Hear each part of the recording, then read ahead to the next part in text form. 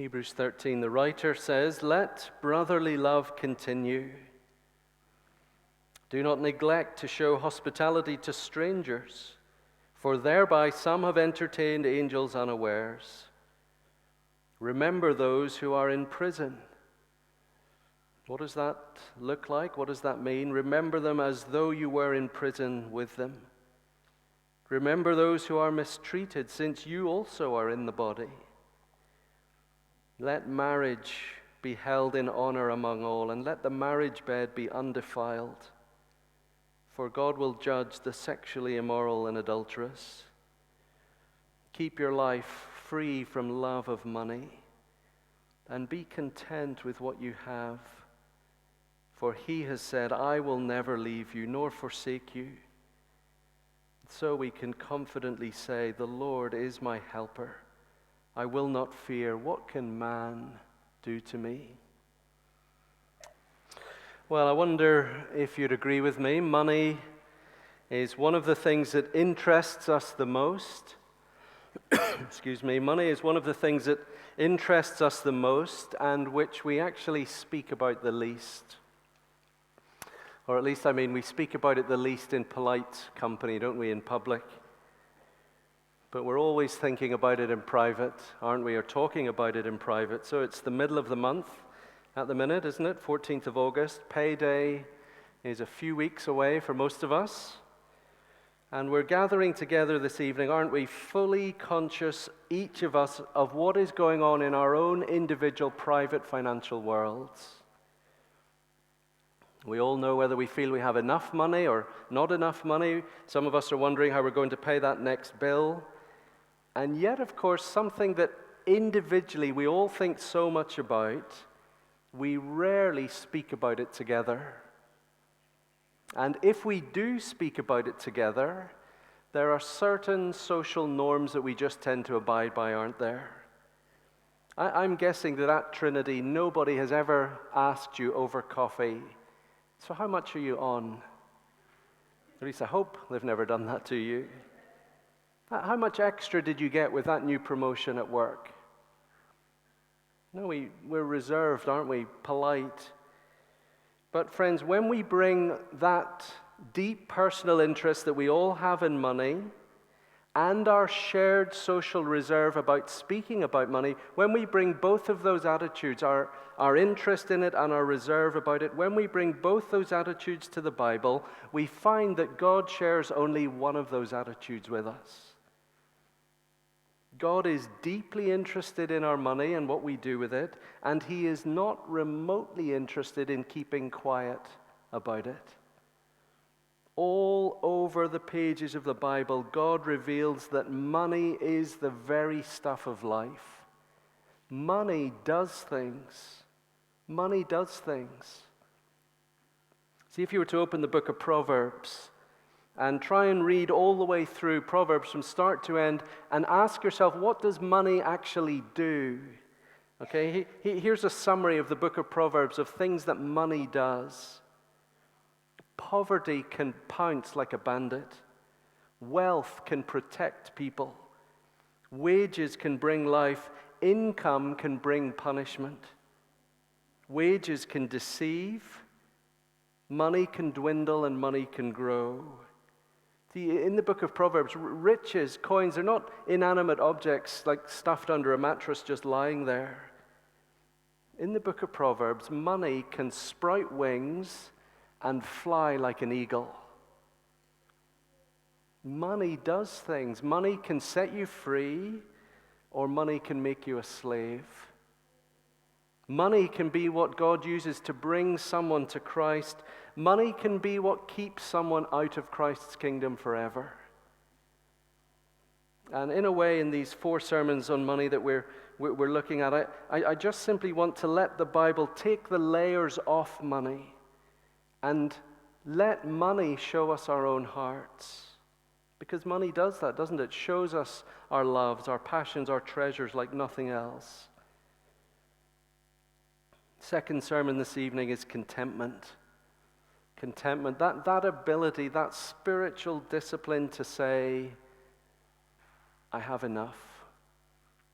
I have enough. I'm full. I'm fine. No more required thanks.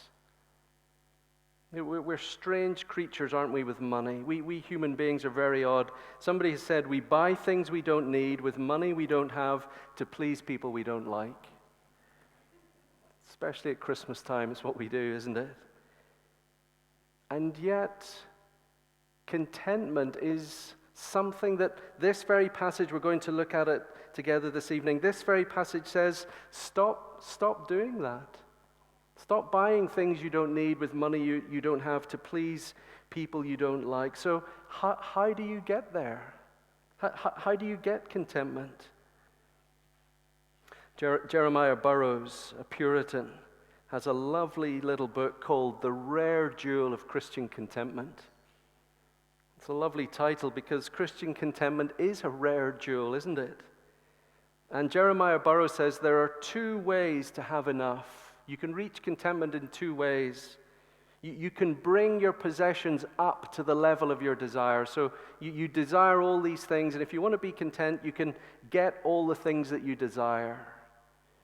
But the other way to be content is to bring your desires down to the level of your possessions.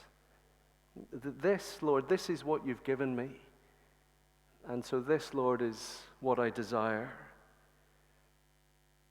So how do we get there? How do we do that? I want to show you three things from these 5 verses this evening about contentment. Number one, contentment flows from the worship of God. Contentment flows from the worship of God. The worship of God is the source of contentment. Cut off worship of God, remove loving God from the equation, and contentment will always remain out of grasp. Do you notice the number of different commands in this passage that we're being given here, all in quick succession? The imperatives come quickly, don't they? Love each other.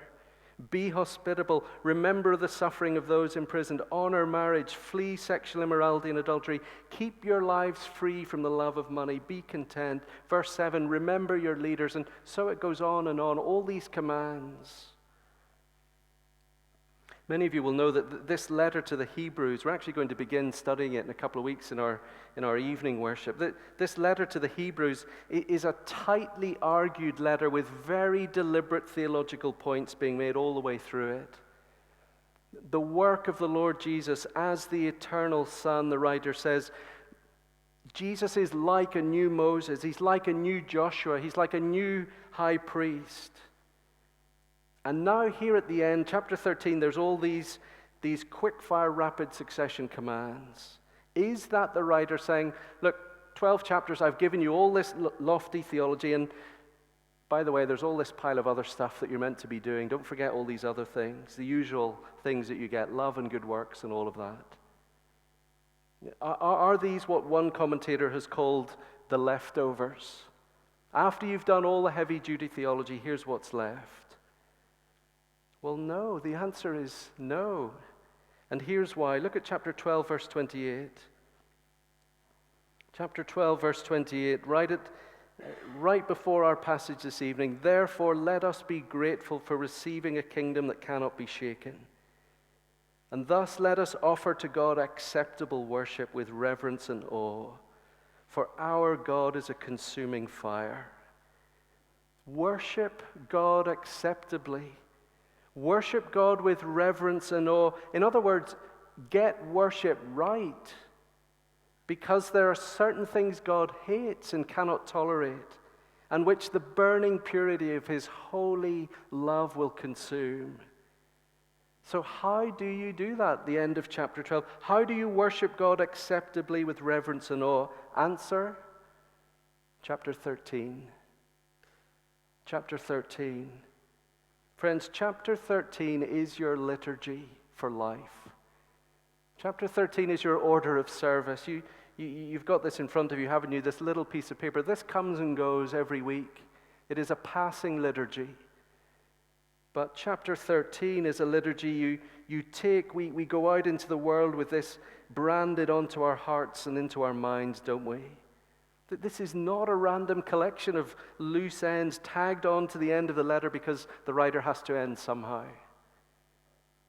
These are the vital essentials of Christian worship, so much so that if we do not have them, the writer says, you are left facing a God who is a consuming fire. You see the logic of it? And for us this evening, the challenge is verse 5. Keep your life free from the love of money and be content with what you have. See, just look at verse 5 and remember that this is about worship. So turn verse 5 into the opposite of what it says to see the point of what the writer's saying. Okay, turn verse 5 into the opposite. Fill your life with the love of money and harbor a low burn, simmering, constant discontentment with what you have. Do that, the writer is saying, and you are not worshiping God truly. Whatever you're doing on a Sunday, keep your life free from that, or you are not adoring Him. See, I think when we see that this is all about worship, it's so strong, isn't it? Worship is what we're doing here together this evening, isn't it? It's what we did in these lovely songs that we've sung together. Immortal, invisible, God only wise, almighty, victorious, your great name we praise. Is that worship? Well, yes, of course it is, partly, isn't it? But friends, what this is saying to us is that we can sing all we want, we can look for the best worship service in the world, we can seek out the best style of worship that we love, but where there are Sunday words, but Monday to Saturday discontentment, do you see what the writer is saying? We are not worshiping God acceptably. Monday to Saturday greed and Sunday worship is not worship. God never pulls his punches with us, does he? He loves us too much, and his glory and holiness are too great for that. We live easily, don't we, with facade and pretense and politeness and turning a blind eye to things, but God never does. Remember what I told the kids this morning, those verses from Isaiah? These people honor me with their lips, but their hearts are far from me. I wonder if any of you looked it up over lunchtime. Isaiah chapter 1. I think you'll be amazed to read this. God says to his people, Isaiah chapter 1, stop bringing your meaningless offerings to me. Amazing, isn't it? Imagine God telling his people to stop coming to church. When you spread out your hands in prayer, I will hide my eyes from you. I will stop my ears, I will not listen. Take your evil deeds out of my sight. Stop doing wrong, learn to do right. Seek justice, encourage the oppressed. Defend the cause of the fatherless. Plead the cause of the widow. That is acceptable worship, Isaiah chapter 1. And isn't it just the same as Hebrews chapter 13? With one addition. Learn to be content. Learn to be content. Remember Paul's words in Philippians, I have learned to be content, whatever the circumstances. Learned to be content. I think that word is interesting, isn't it? Do you find contentment hard this evening? If we're honest, we all do, don't we? Anybody prepared to be remotely honest will say we find it hard. We are not born content. No, we're born the exact opposite, aren't we? We are naturally discontent, and we have to learn it. Do you notice the main verb in chapter 5? Keep. Keep your life free from the love of money. It's like keeping your garden free from weeds. I don't know if you've got a big garden or a small garden. You weed it, you stand back and look at it proudly, and 2 weeks later, they're back. You're doing it all over again. You're never done. And some of us in life, we're starters, aren't we? We're not finishers. We have great ideas and big projects. We get going, and then the garden is a mess. If you're not active in keeping the love of money at bay, the love of money will keep you. The writer says you want to learn how to keep your life free. You start here with worship. We learn that loving money more than God is actually a form of hating God. Loving money more than being content with what we have is a profound form of ingratitude. Loving money more than others is a form of hating others.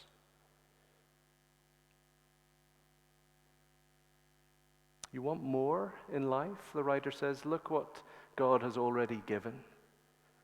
Look what is already in the bank or in your home or on the walls. And learn to spot when a love of money is taking over your life. Here's a second way to see it. Number two, contentment treasures the promises of God. Contentment flows from the worship of God. Number two, contentment treasures the promises of God.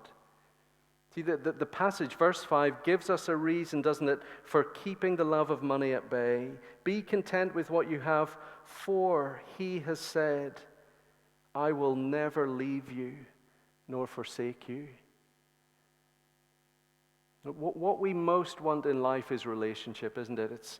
It's at the heart of absolutely everything. End of story. What we most want is relationship. And money goes wrong when we put money before relationship with God and relationship with others. I remember years ago hearing a pastor who was quite experienced in pastoral life in many different ways. He said this, he said, in all my years of pastoral ministry, he said, I have never yet had a young woman come into my office and say to me, Pastor, I am so messed up. I'm all over the place because my dad used to drop me off at school in this old beat-up Ford that kept breaking down, and oh, the shame of it, the embarrassment of it. I've never recovered from that. He said, I've never yet met a woman messed up by that, but, he said, but I have met plenty of young women who are all over the place because their dad had enough money to pay for the whole school to buy a brand new car if they wanted. Enough money to send the whole school on a skiing trip, but he never had enough time to spend with them. We often use money, don't we, to cover over lack of relationship. But in fact, it's relationship that breeds contentment, isn't it? When you have somebody's attention, somebody's devotion, someone's love, when you have that, contentment grows in your heart. And that's what the writer is saying, isn't he, in verse 5? Friend, you and I have the strongest, most precious, most long-lasting, most unbreakable relationship of all. It's a beautiful, beautiful thing. I will never leave you nor forsake you. It's one of the worst possible things, isn't it, about growing old, that people leave and you lose and they do not return. Live long enough and we will be forsaken by those closest to us as death claims them and takes them, or you will do that to others who love you. But you and I have someone with us, the writer is saying, someone with us in life and someone who will be with us there in death, who will never leave, who will hold us through death, and who we will meet and be with on the other side of death. You know, we sing it sometimes, don't we? That soul who on Jesus has leaned for repose, he'll never, no, never forsake to its foes. That soul, though all hell should endeavor to shake, I will never, no, never, no, never forsake. There's nothing more precious than that, friends, in all the world. Do you know when the day comes that Bill Gates dies, and all the obituaries will be written, and everybody will go through them, just sifting the information. Everybody will be looking for just one line of information as we read, won't we? What did he leave? How much did he leave? How much is left? And there is actually only one answer, isn't there, in that obituary? When the billionaire dies, how much do they leave? Everything. Absolutely everything.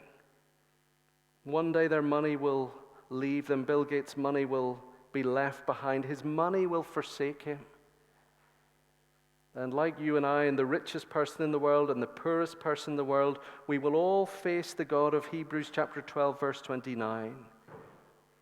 We will all face him. And the only thing that counts The only thing that matters will be having Christ at your side or not. Oh, contentment treasures the promises of God. I will never leave you or forsake you. Yes, you do not have X. Yes, you do not have Y, but you are not alone. Those beautiful verses at the end of Romans 8, they teach us, don't they, that trouble and hardship and famine and nakedness and sword might very well be our lot in life. Sword might even separate your head from your body, and you cannot be separated from Christ. You cannot.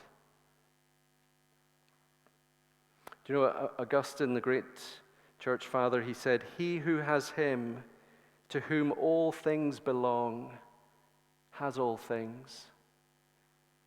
He who has him to whom all things belong has all things. It's an amazing thing, that kind of shared privilege, isn't it? Years ago, we went, as a family, we went away for one night to stay with friends. And these friends were fabulously wealthy. And we stayed for one night in their home. The kind of night where you're saying to your children, shh, don't touch or don't say anything. Don't ask how much money they've got. It's that kind of like obvious, staggering beauty of the world that we were in. And for one night only, what was theirs was ours because we were in relationship to them. And all that was theirs was ours. Come in, they said. Share it. Come and be with us. This is yours. And we loved it. Christ is the King of the universe, the writer is saying, and he is yours. I love these words of John Wesley. I know I've said them to you before. Listen to this. John Wesley said this: "I was in the robe chamber, adjoining to the House of Lords, when the king put on his robes. His brow was much furrowed with age and quite clouded with care. I thought, is this all the world can give, even to a king, all the grandeur it can afford? A blanket of ermine around his shoulder, so heavy and cumbersome that he can scarcely move under it. A huge heap of borrowed hair, with a few plates of gold glittering stone upon his head. Alas, what a bauble is human greatness! And this, even this, will not endure."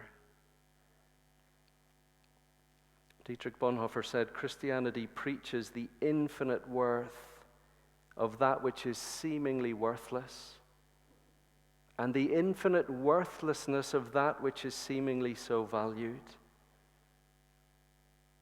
Number 3, finally to finish, contentment thrives among the people of God. Contentment thrives among the people of God. It flows from the worship of God. It treasures the promises of God. And among God's people, in relationship to each other, contentment thrives.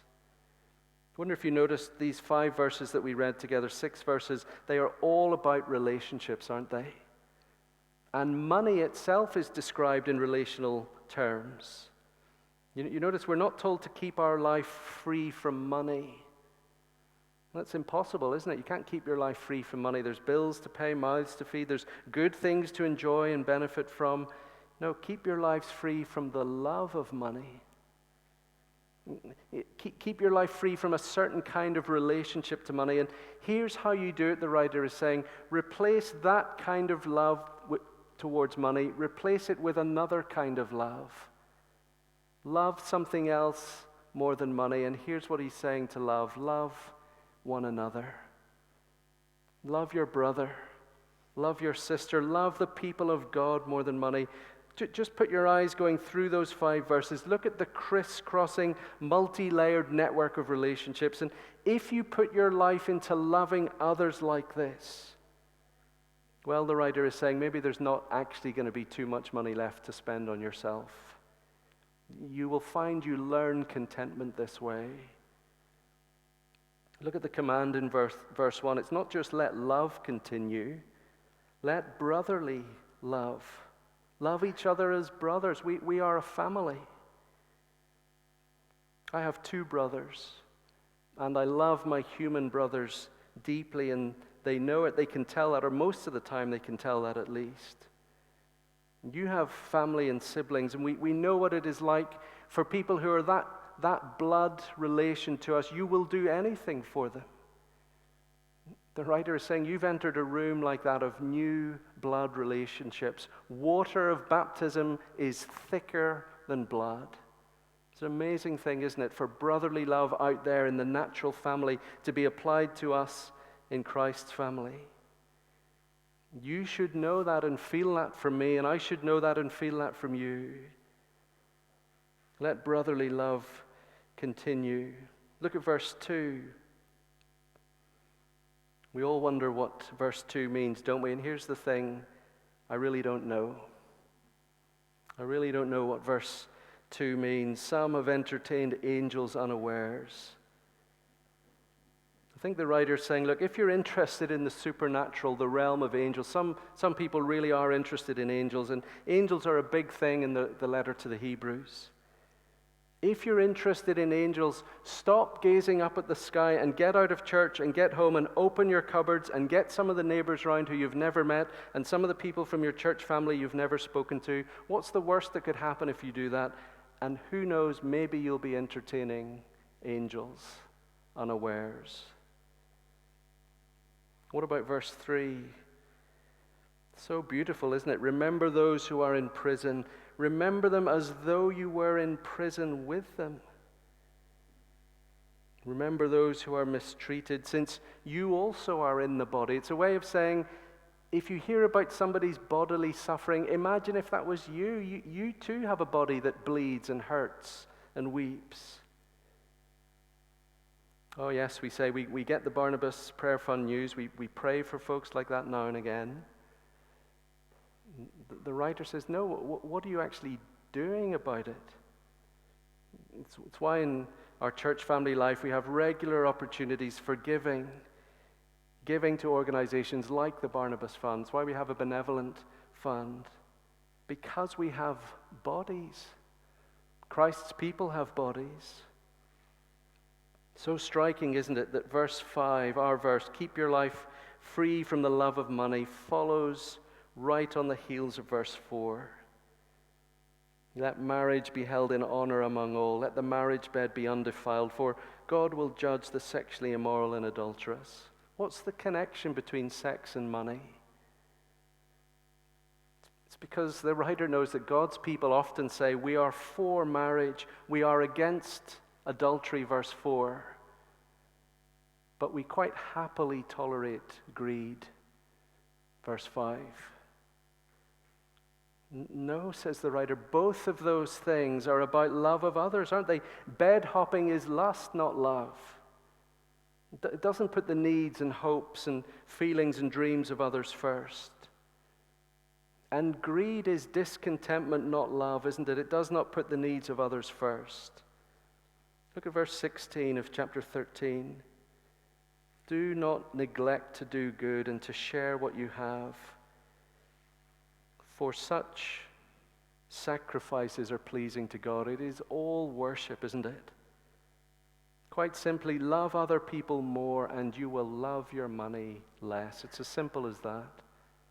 Love others more and the love of money in your own heart will begin to dwindle. You know, I heard a lovely phrase a while ago. I heard somebody say that Christian people, we should be the advertising agency's nightmare.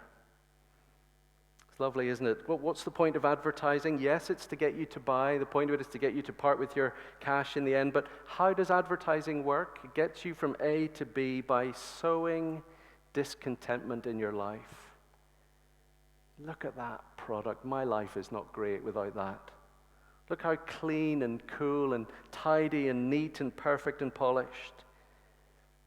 And the writer says, yes, Christian people look at those things and look at them differently. Whatever the product, we look at it and smile. Sometimes it's right to buy, yes, but here is the test. When I don't buy or can't buy, I am not upset. I'm not fazed, I'm not thrown, I haven't got a hole in my life that is just missing that latest thing. You know, this week I watched Steve Jobs. I saw the most amazing video online from about, I don't know when it was, early 80s or something, Steve Jobs of Apple it's a 6-minute video talking about Apple's marketing strategy. And you know it's old because he's standing in front of these huge computer monitors behind him, talking about Apple. And he says this, he said, we're going to totally change the way that we market Apple products, because he said, we've realized we've been getting it wrong. We talk about the product, not the need and not the desire. And the thing I hadn't realized is that Apple have explicitly based their marketing strategy on Nike's marketing strategy. So Steve Jobs says in this video, he says, what do Nike do in their advertising? He says, all Nike do is sell shoes. That's all they are, selling a product, clothes, shoes. But what is Nike's advertising? What do? They don't talk about shoes or clothes. They talk about great athletes. We're going to honor great athletes, Nike says.